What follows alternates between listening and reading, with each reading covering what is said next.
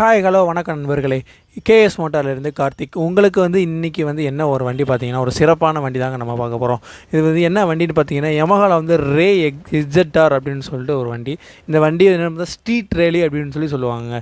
சரிங்களா? அந்த வண்டியோட மாடல்னு பார்த்தீங்கன்னா 2022 மாடலில் ஒரு சிறப்பான கண்டிஷனில் தரமான நல்ல ஒரு சிறப்பான மெயின்டெனன்ஸில் இருந்தக்கூடிய வண்டி தாங்க இந்த வண்டி.